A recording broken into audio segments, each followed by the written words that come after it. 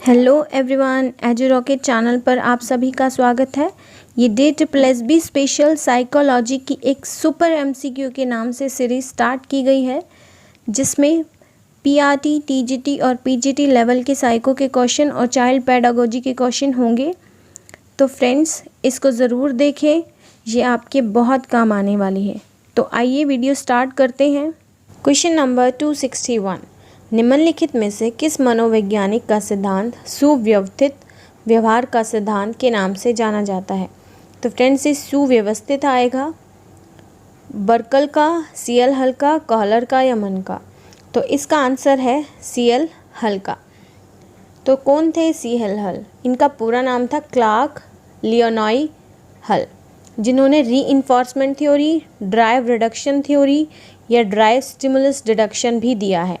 इन्हीं के सिद्धांत को हम सुव्यवस्थित, व्यवस्थित, अधिगम का सर्वश्रेष्ठ, संपोषक का सिद्धांत, न्यून का सिद्धांत, अभिप्रेरणा का प्रणोद न्यूनता का सिद्धांत, सबलीकरण का सिद्धांत या पुनर्बलन का सिद्धांत भी कहते हैं।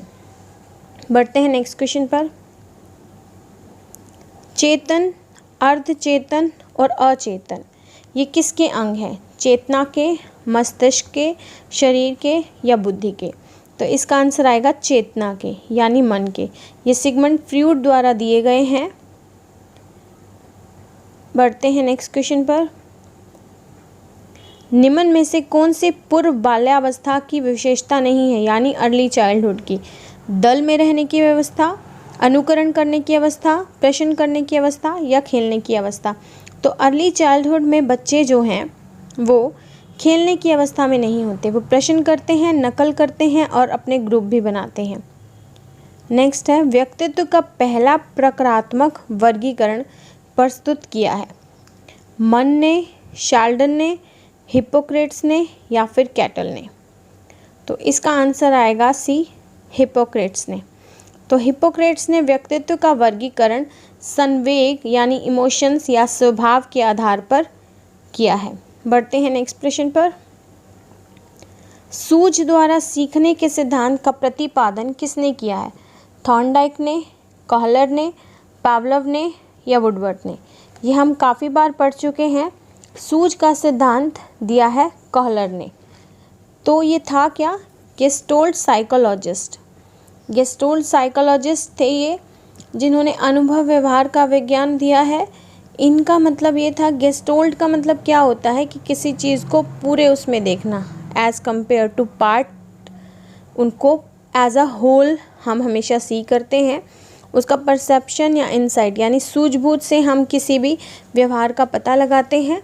इसे अधिगम का सूक्ष्म सिद्धांत भी कहा जाता है। इन्होंने ट्रायल एंड एरर मेथड की आलोचना की है और ये कहा है कि व्यक्ति जो है सूझबूझ और अपनी समझ से ज़्यादा सीखता है। बढ़ते हैं नेक्स्ट क्वेश्चन पर। यदि एक बच्चा 16 को 61 लिखता है तथा 6 और क के मध्य अंतर नहीं कर पाता, तो बताइए, मतलब ये है कि दोनों नंबरों में अंतर नहीं कर पाता, तो उसे किस बीमारी से वह पीड़ित है? दृष्टि दोष, सीखने अक्षम, मानसिक दोष या फिर मानसिक क्षय? अगर वो नहीं समझ पाता तो ये सीखने अक्षम यानी उसको लर्निंग डिसेबिलिटी का दोष हुआ है। बढ़ते हैं नेक्स्ट पर। व्यवहार में होने वाले स्थायी परिवर्तन जो अभ्यास के कारण होते हैं, उन्हें क्या कहा जाता है? सीखना, लिखना, क्रिया करना या कल्पना करना? तो फ्रेंड्स, उसे सीखना कहा जाएगा। ये हम क्वेश्चन बहुत बार पढ़ चुके हैं कि जिस भी चीज़ को अगर हम सीखते हैं तो हमारे व्यवहार में एक स्थायी परिवर्तन आने लगता है। इसका मतलब कुछ ना कुछ लर्निंग हो रही है।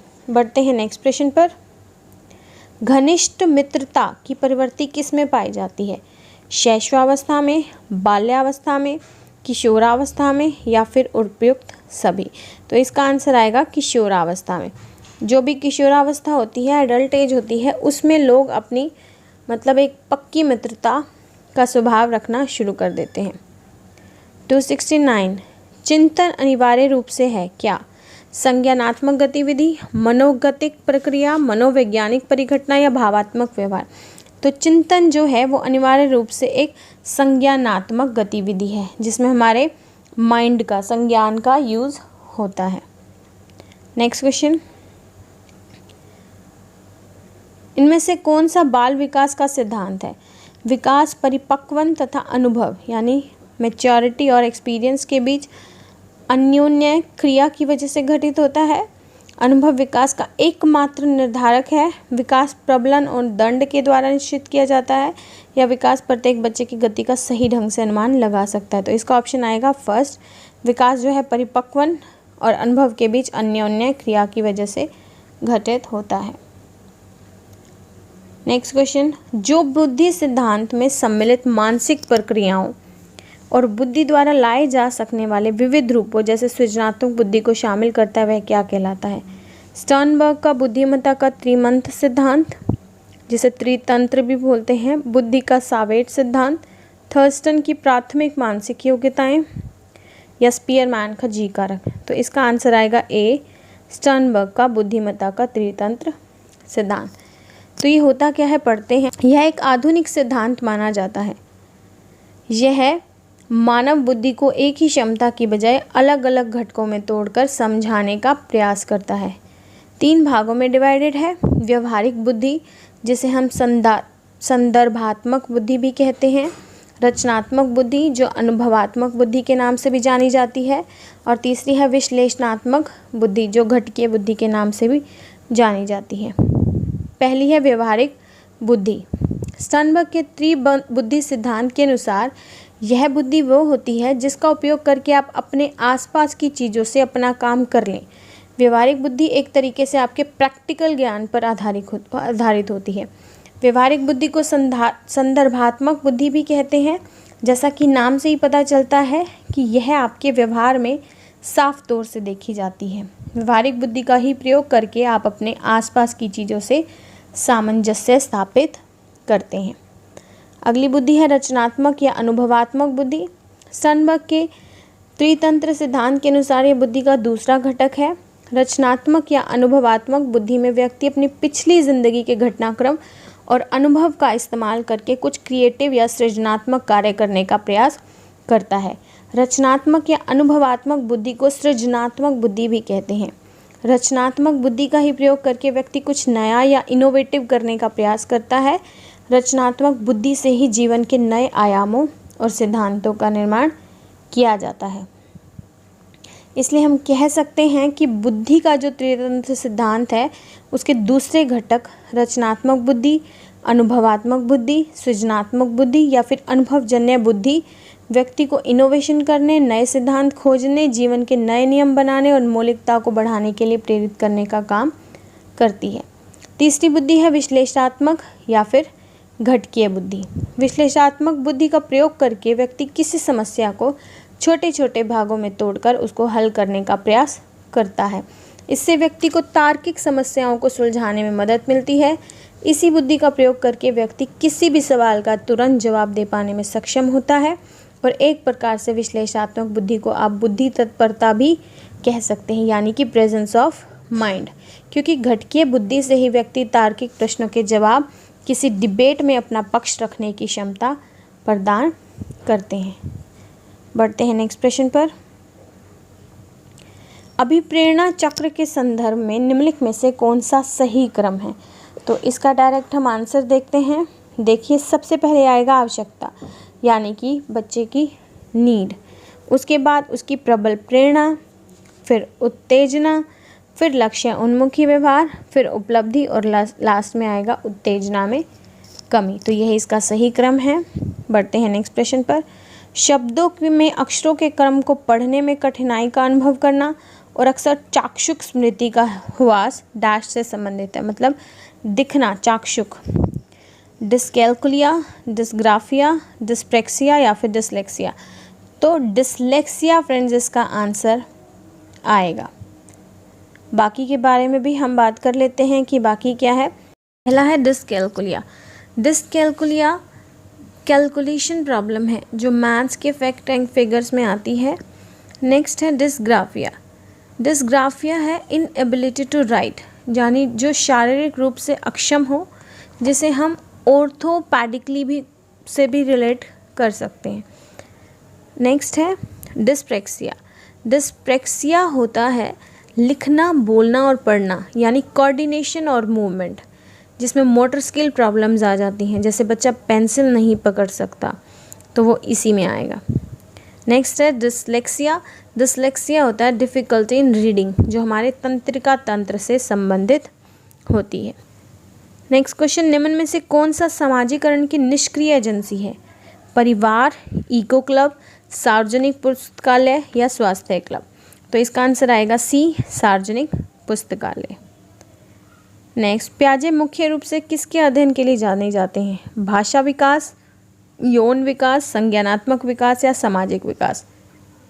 तो इसका आंसर आएगा संज्ञानात्मक विकास, जिसे पियाजे की थ्योरी है, जिसमें उन्होंने 4 हमारी संज्ञानात्मक की विकास की अवस्थाएं दी हैं, जिसे कॉग्निटिव डेवलपमेंट स्टेजेस भी कहते हैं, जिसमें से पहली है सेंसरी मोटर स्टेज, जो 0 से लेकर 2 साल तक होती है। दूसरी है प्री ऑपरेशनल, जो 2 साल से 7 साल तक होती है। तीसरी कॉन्क्रीट, जो 7 से 12 साल तक होती है। और फोर्थ है स्टेजेस ऑफ फॉर्मल ऑपरेशन, जो 12 से अडल्टहुड तक आती है। बढ़ते हैं नेक्स्ट पर। पियाजे की कौन सी अवस्था का संबंध अमूर्त एवं तार्किक चिंतन से है? संवेदीगामक, पूर्व संक्रियात्मक, अमूर्त या फिर मूर्त? तो फ्रेंड्स, मूर्त का संबंध मूर्त से है और अमूर्त का संबंध अमूर्त से, तो इसका ऑप्शन सी आएगा। बढ़ते हैं नेक्स्ट पर। निम्नलिखित में से कौन सा रचनात्मक मूल्य के लिए एक उचित प्रकरण नहीं है? रचनात्मक मूल्य यानी कि फॉर्मेटिव असेसमेंट, प्रदत्त कार्य यानी असाइनमेंट्स, मौखिक प्रश्न, टर्म टेस्ट, क्विज एंड खेल? तो इसका आंसर आएगा ए, असाइनमेंट्स या फिर प्रदत्त कार्य।